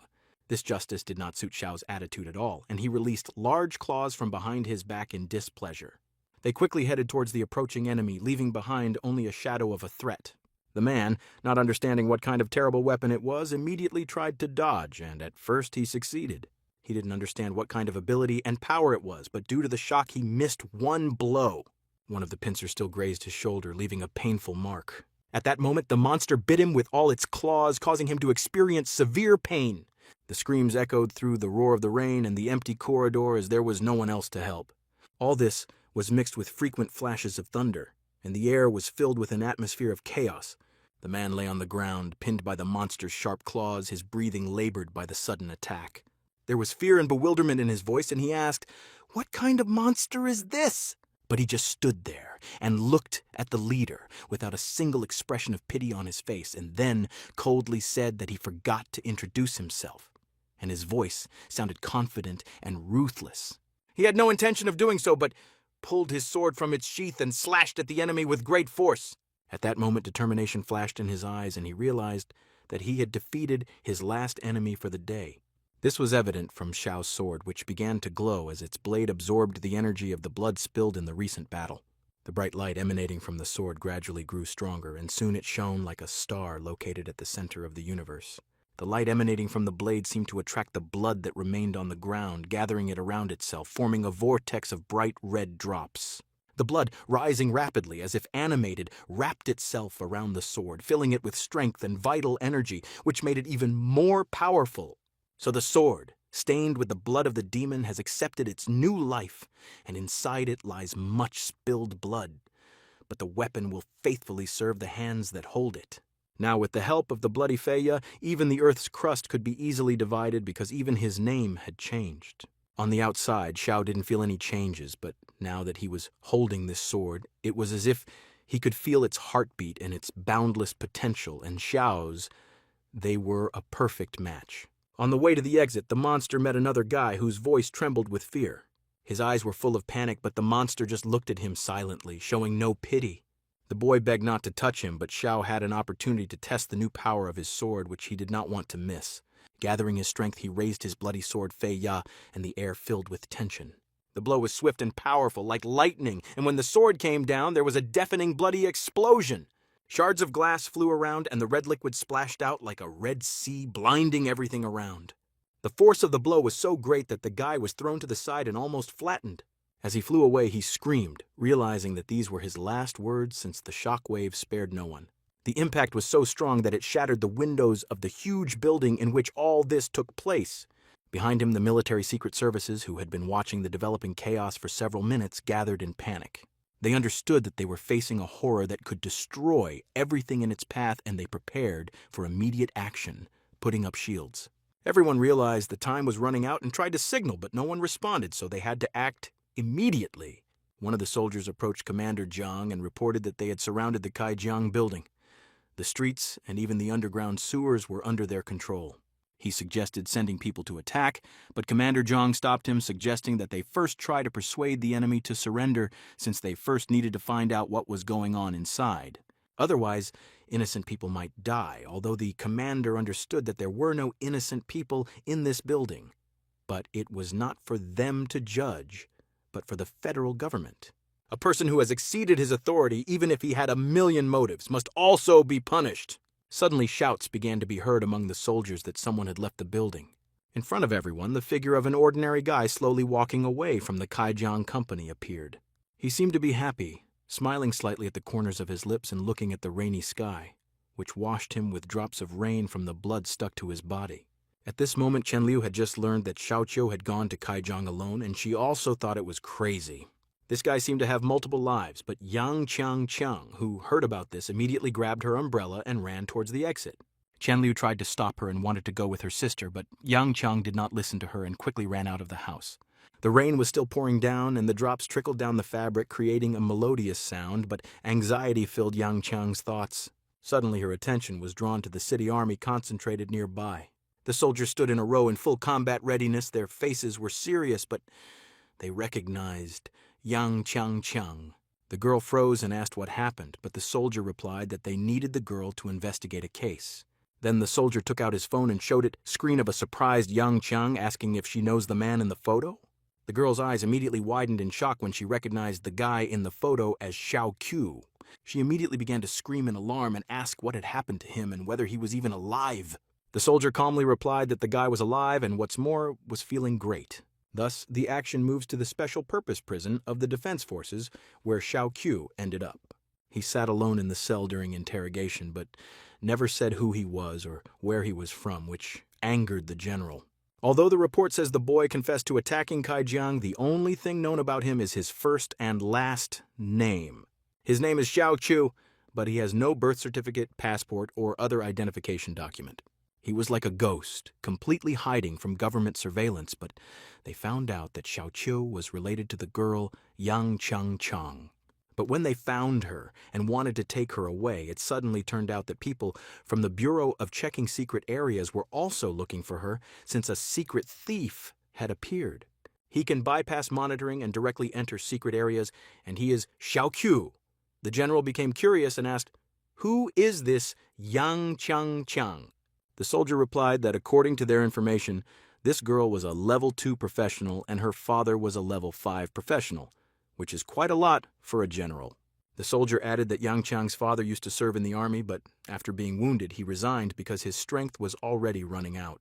He was originally supposed to serve as an administrative official in Dahi City, but he politely declined and then died in a battle with a great demon a few years later.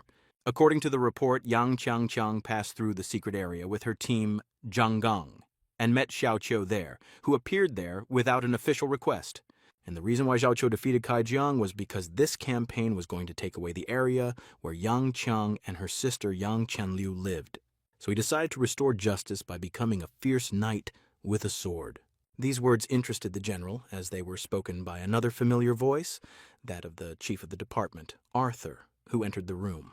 Arthur, looking at his watch, told the general that it was time for them to go and find out for themselves since there was no one to oppose Level 7 Commander Zhang and Level 6 Directorate Chief. These two could be said to be the strongest warriors in Dahi. So that guy inside was in serious trouble. At that moment, the door to the room where Xiao Qiu was sitting opened loudly and abruptly, and Commander Zhang walked in. At first, Xiao Qiu looked at him with complete indifference, but suddenly his gaze began to intently study the commander. He was even a little taken aback by the awkwardness, not understanding why this guy was staring at him like that. But then he realized that Xiao Qiu was not looking at him, but at his cloak, which was adorned with a bunch of awards, and a nostalgic expression appeared on the guy's face. It was strange, but the main question was different, so the commander sat down opposite Xiao Qiu and began the interrogation. Commander Jian said that given the gravity of the crime, the boy himself should understand what awaits him: the death penalty or financial retribution. After Xiao Qiu was added to the redemption squad, he would be sent to the front lines with the highest mortality rate. And only by destroying a sufficient number of enemies will the guy be able to atone for his crime and return to normal life. But the commander understood to himself that this was impossible. Those who join the redemption squad do not return alive and die after the first battle, and in order to return, you need to participate in from 100 to 3,000 such battles. The guy understood that anyone could clear their name in this way, but the commander suddenly said that judging by the guy's tone, he had already been to the front line. The commander wondered who he was there, a soldier or someone else. But Xiao Qiu only replied that he was indeed there, but his position was different. Commander Jean exchanged glances with Arthur, who was also surprised. After all, there weren't many professionals who were qualified to go to the front lines. It was even more difficult to survive there, so the commander decided to first compare photographs to understand who this Xiao Qiu really was. Suddenly he added that the guy was rather lucky because the commander, as the management nickname Arthur had begun, was already heading with the garrison to the front line to the monsters. Here Arthur added that he had been on the front lines for almost 10 years, and now he is considered a veteran, and the only one more qualified than him could be the hero Musk in the first batch. It was she who established this very line of retreat of the monsters, and the commander, as if to confirm these words, touched the order on his tunic, which had previously belonged to Mask. Commander Zhang added that he had previously fought under the leadership of this hero and was only able to look at his back. Here Arthur shouted out that if Xiao Qiu was on the front lines, then he should understand that the current peace was not achieved easily. But in a peaceful environment, there are many dangerous moments, such as Musk's situation with the federal parliament. There was a moment of silence in the room, and Arthur, clenching his teeth, said that he hoped the boy understood him. The fact that Xiao Qiu was able to sneak into the dungeons would be a shock to the entire society if they found out. Even in the best case, it will cost the lives of many professionals, and their normal lives will be destroyed. Xiao Qiu didn't respond to this, but simply continued to sit silently, staring at the floor, not intending to respond to this nonsense. Commander Zhang and Arthur also stared back in silence, and then the commander said that despite Xiao's many secrets, for the federal government this meant that defeat was just around the corner. The commander also hoped that the guy understood everything and would show generosity, because if he was sent to the federal capital, they would speak to him completely differently there. After taking one last look at the silent criminal, Arthur and Zhang left the room, hoping for the boy's intelligence. And he, looking after them, thought that he wouldn't mind visiting the federal capital one more time, but for now, it was unlikely. After all, he had a new main task, rebirth of the great demon, where it was said that the same great demon did not die. The residual radiation that existed in people's bodies was actually an unstable source of the explosion. If we don't clean everything up completely, then over time the demon will recover from this accumulating and increasing radiation, which, for some reason, the federal government didn't clean up. This meant that there were 72 hours left until the demon's revival, and Xiao's mission was to destroy the great elemental demon and obtain its heart as a reward. The great demon is an elemental-level monster, but this does not mean that it has a high level of strength, because on average, a strong monster reaches level 13, and a weak one, level 7-8. In fact, Xiaoqiu didn't need the system notification, as he already knew that the monster would recover because all of this had already happened in his past life.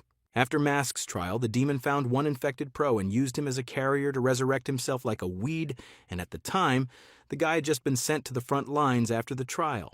The monster immediately, as if stung, began to diligently destroy all of Dahi, but did not have time to cause too much damage, as Mask destroyed it with one blow.